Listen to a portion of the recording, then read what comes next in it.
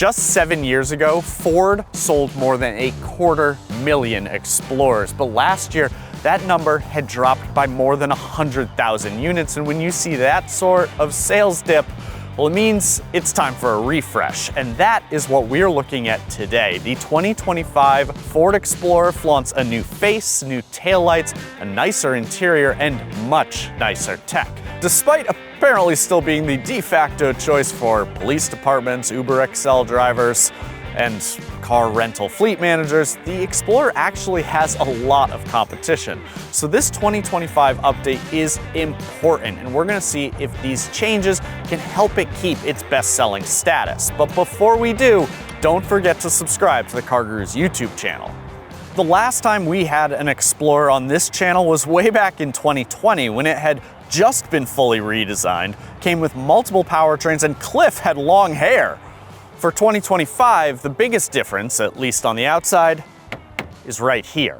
The new grille is larger, more square, the headlights don't cut into it like they did earlier in the generation. Ford has also redesigned the fog lights, and we have a new set of wheel designs.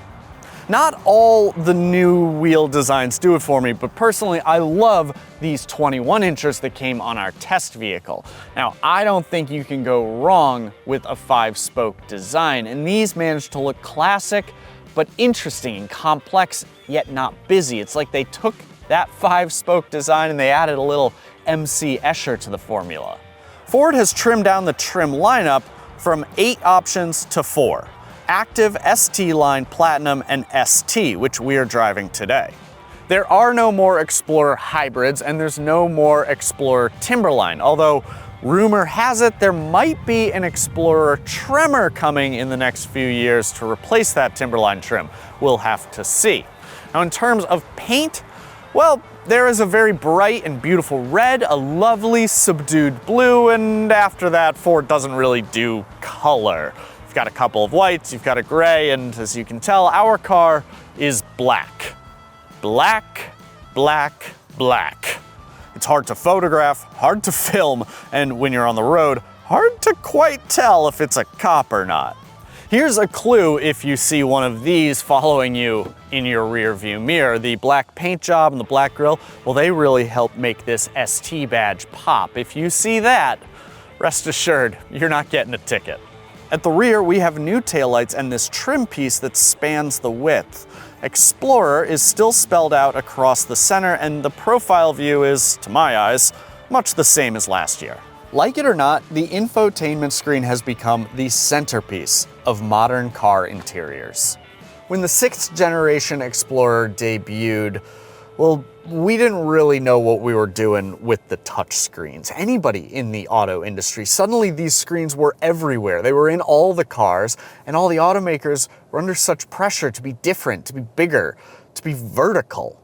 I mean, the older iteration of this Explorer, it was ugly. The interior looked disjointed, it looked slapped together, and the worst offender was its touchscreen. It was as if Ford had designed the dashboard for a nice 8-inch screen, and then it got self-conscious. It wanted to put a bigger screen in there, and it just took a tablet and slapped it into a space that was just too small for that bigger tablet-sized screen. Now the Explorer's centerpiece looks fabulous. It's an upscale 13.2-inch touchscreen that looks and feels integrated into the interior design. It's not squeezed between the air vents, it sits above them, and it works incredibly well. Ford tossed out the old Microsoft-powered sync system and brought the new Ford digital experience to the 2025 Explorer. Equipped with Google built-in, you can run Google Maps natively on the software, and logging into your Google account is incredibly easy. You can also add apps like Spotify, although the OS does seem a little dependent on the idea that you will do that. For instance, if I say, hey, play Fish, it should know I want Fish Radio.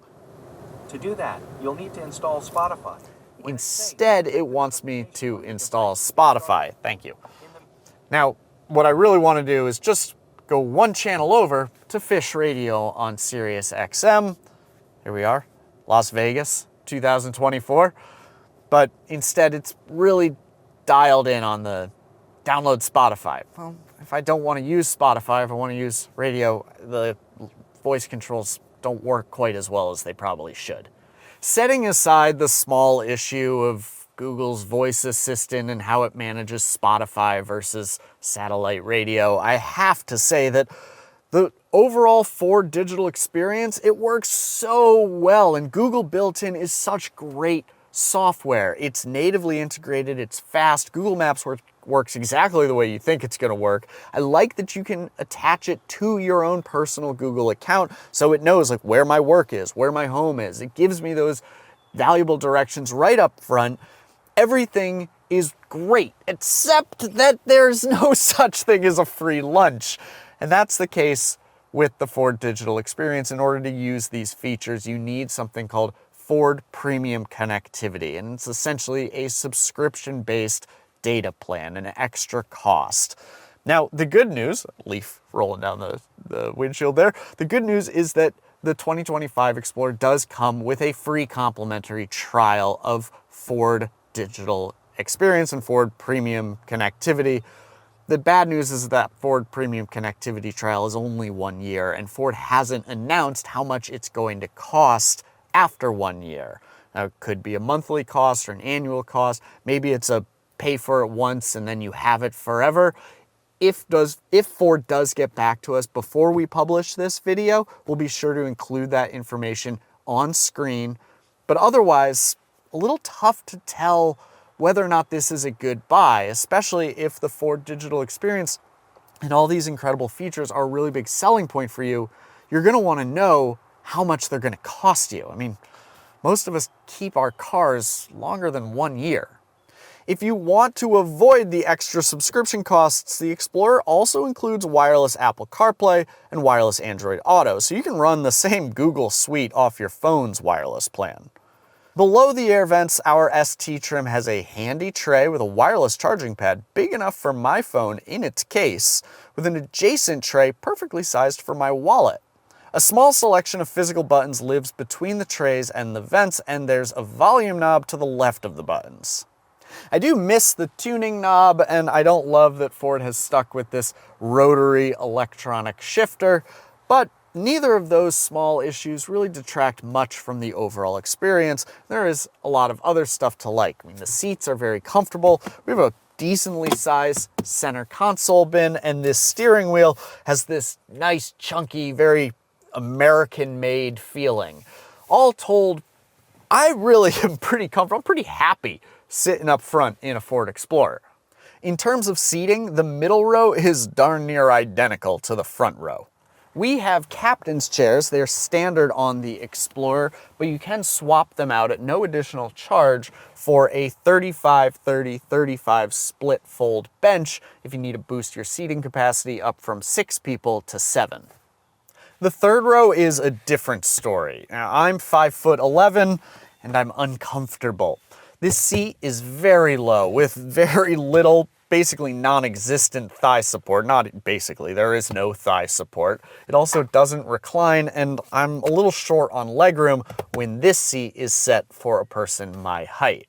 Now, this used to be the norm for 3-row crossovers like the Explorer, but in the last few years, we've gotten more and more options that provide a genuinely livable third row. You've got the Kia Telluride, the Hyundai Palisade, Volkswagen Atlas, Toyota Grand Highlander. They're all just a little bit bigger, but a lot more usable if you've got a lot of kids.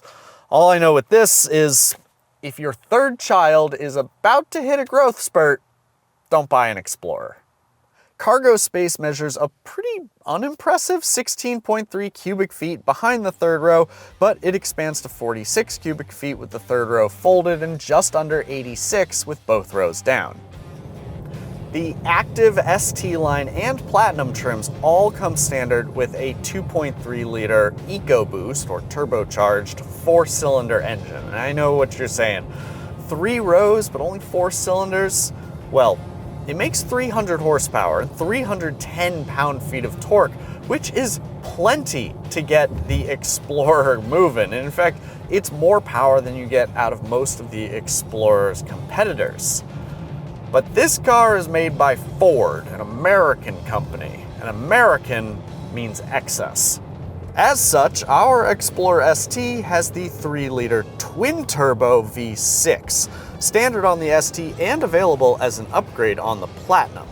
With 400 horsepower and 415 pound-feet of torque, it's quite a lively guy. Now, the 10-speed automatic transmission manages power dutifully, but with rear-wheel drive in our test car, I think I could probably break the tires loose with a little effort. Steering is very good, particularly for a 3-row crossover, and although the ST's suspension is certainly stiff, we have enough sidewall on our tires that the ride doesn't feel punishing. For sure, I am confident that the non-ST trims would be downright comfortable even on Boston's terrible roads. Now you can add 4-wheel drive to every trim of the Explorer for $2,000 more, and we have a number of drive modes. We have Eco, Normal, Sport, Slippery, Trail, and Tow Haul. Now with 4-wheel drive, there's also a Deep Snow/Sand mode. The pedals are responsive and easy to modulate, although the ST's power does come on awfully quick. Now in terms of fuel economy, the EPA has rated the twin-turbo V6 at 18 mpg city, 25 highway, 21 combined, and we actually pretty much nailed those figures in testing. We were right at the same level. Now the 4-cylinder does do a little bit better at 20 mpg city, 29 highway, 24 combined.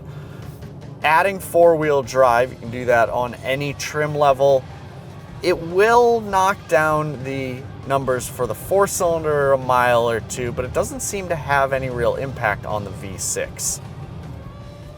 If you're shopping for a 3-row SUV, chances are pretty good that you've got some kids. And if you've got some kids, chances are pretty good that safety is pretty important. Now, the NHTSA hasn't crash tested the 25 Explorer yet, but the 2024 was mechanically identical and received 5 stars in its overall evaluation. I don't expect a reworked front end to change that. Also, Ford includes a lot of advanced safety features as standard. It's all part of its Ford Copilot 360 Plus suite.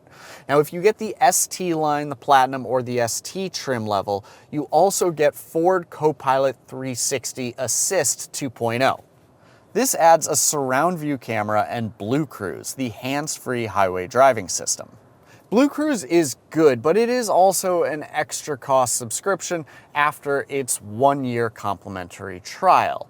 Now it'll cost you, after some tweaks to the pricing plan, $495 for a single year. You can re-up that as you see fit, or you can pay $2,495 and then you get it permanently. It's a one-time payment. And you can decide if those numbers represent a good deal and which one works better for you and your needs. If you're going to have the car for 5, 6, 7 years and you like Blue Cruise, then definitely go with the one-time payment.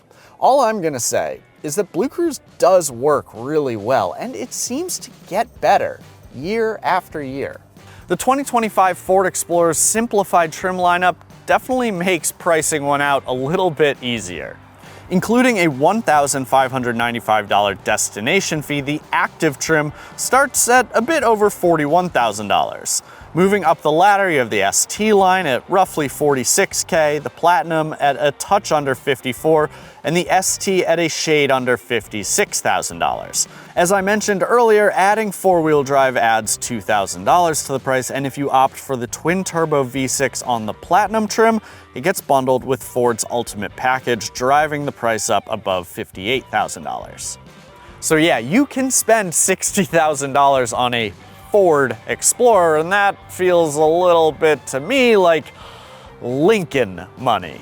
But given today's market, I actually don't think it's entirely overpriced. I mean, you can spend a heck of a lot more on a Jeep Grand Cherokee, and given the 2025 Ford Explorer's really solid driving dynamics, improved interior, and genuinely great tech, I would say it's a reasonable value. But what do you think? Let us know in the comments section below. Don't forget to subscribe to our YouTube channel. Thank you for watching, If you want to read more about the 25 Explorer or shop for one on your own, well, head over to CarGurus.com.